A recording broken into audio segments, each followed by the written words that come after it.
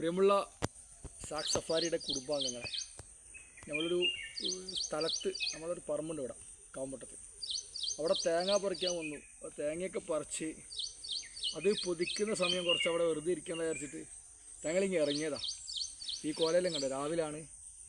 അപ്പോൾ ഇറങ്ങിങ്ങനെ ഒരു ഇടവഴികളൊക്കെ ഉണ്ട്. നമുക്ക് ഇടവഴികളൊക്കെ നഷ്ടപ്പെടും. ആ ഇടവഴികളൊക്കെ കണ്ട് ഇങ്ങനെ വന്നപ്പോൾ കണ്ട ഒരു മനോഹരമായ പ്രദേശം നിങ്ങൾ കണ്ടോ?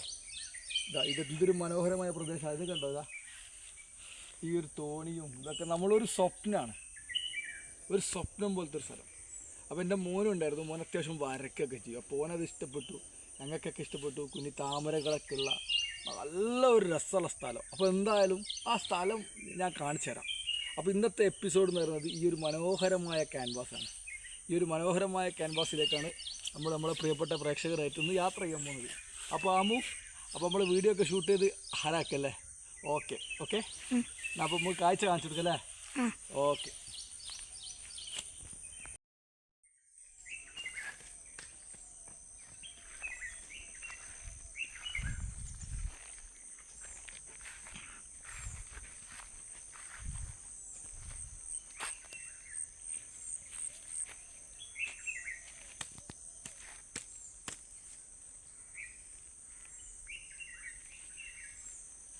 അവൻ ഇങ്ങനത്തെ ഗ്രാമം ഇഷ്ടമാണ്. ഏടാ ഇതൊരു വെളിയന്നൂർ ചെല്ലി എന്നൊരു പ്രദേശമാണ്. ഇത് കാവുംപട്ടം മൂയ്ക്കുമുത്തലാണ്. അപ്പൊ കണ്ട എന്ത് ഭംഗിയുള്ള ഒരു പുഴയോരാന്നറിയാം. പുഴയോര മാത്രമല്ല, കണ്ടൽക്കാടുണ്ട്, അപ്പുറത്ത് തെങ്ങിൻതോപ്പുണ്ട്, നീർനായ എന്ന് പറയുന്ന സമയം ബീവർ. ആ സാധനം ഇവിടെ ഇഷ്ടംമാര് കാണാൻ കേട്ടോ, നീർനായ. അത് മാത്രമല്ല, വൈകുന്നേരം വരാൻ വെച്ചാൽ ഇഷ്ടംമാര് പല വെറൈറ്റി പക്ഷികളുണ്ട്. ഇപ്പൊ തന്നെ നിങ്ങൾ ആ വോയിസ്, ഞാനത് വോയിസ് കൊടുക്കാത്തത് ആ കിളികളുടെ ശബ്ദമൊക്കെ എന്ത് ഭംഗിയാണ്.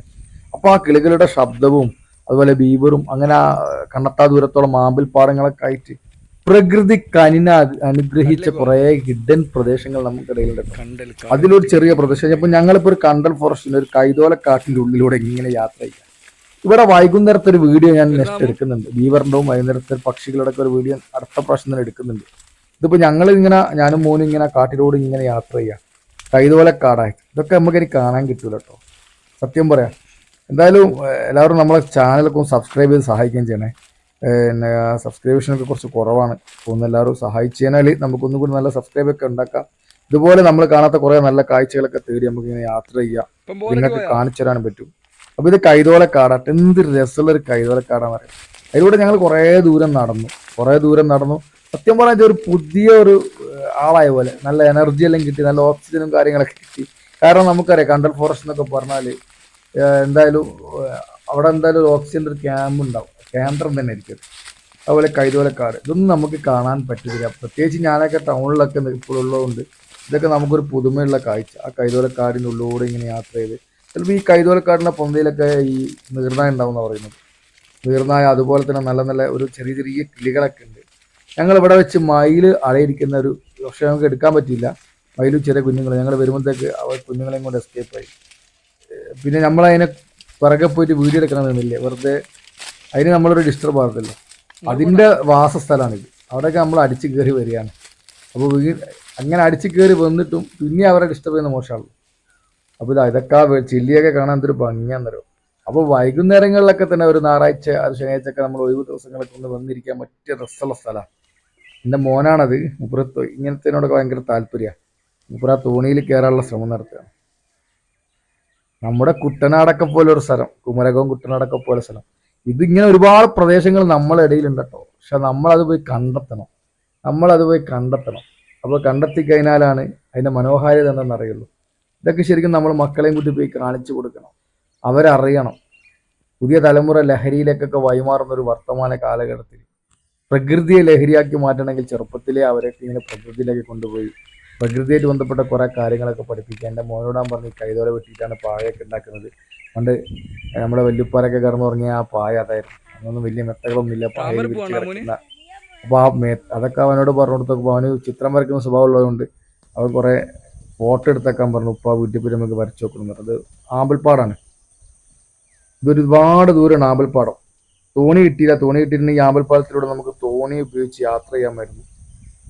അപ്പോൾ എൻ്റെ സുഹൃത്തുക്കളുണ്ടാവും, അവരോട് പറഞ്ഞിട്ടുണ്ട്, അവരുടെ തോണിയൊക്കെ സെറ്റാക്കിയിട്ട് ഫാമിലിയായിട്ട് വരാൻ പറഞ്ഞിട്ടുണ്ട്. എന്തായാലും പോവും. അന്ന് ബീവറിൻ്റെ വീഡിയോ എടുക്കണം. അതിൻ്റെ കൂടെ തന്നെ ഇവിടെ വരുന്ന ദേശാടന കിളികളുടെ ഒരു വീഡിയോ കൂടി എടുക്കണം. ഇത് തിരിച്ച് ഞങ്ങൾ പോവാണ്.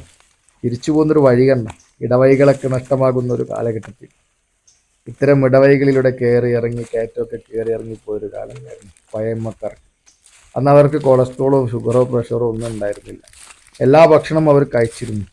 ഇന്ന് നല്ല സുഗമമായി യാത്ര ചെയ്യാനുള്ള റോഡും വാഹനങ്ങളൊക്കെ വന്നപ്പോൾ നമ്മളെ ശരീരം നനങ്ങാതെ അസുഖങ്ങൾ മാത്രം നമുക്ക് കൂടെ കൂടുന്ന ഒരു കാലം. പാമ്പുണ്ടാവും. ഇങ്ങനെ കരിയിലകളൊക്കെ ചവിട്ടി അതിൻ്റെ ശബ്ദം കേട്ട് ഏറ്റവും ഇറക്കവും ഒക്കെയായി ചെമ്മൺ പാതയിലൂടെ നടന്നിരുന്ന ആ ഒരു കാലത്തിന് അനുസ്മരിപ്പിക്കും.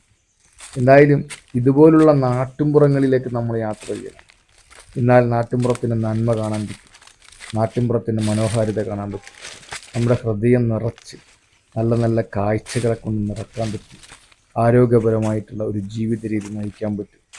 വെറും നഗരങ്ങളിലേക്ക് മാത്രം പോയി ഫാസ്റ്റ് ഫുഡും കഴിച്ച് ജീവിതം നശിപ്പിക്കാതെ നമുക്ക് പ്രകൃതിയെ ഹൃദയത്തോട് ചേർത്ത്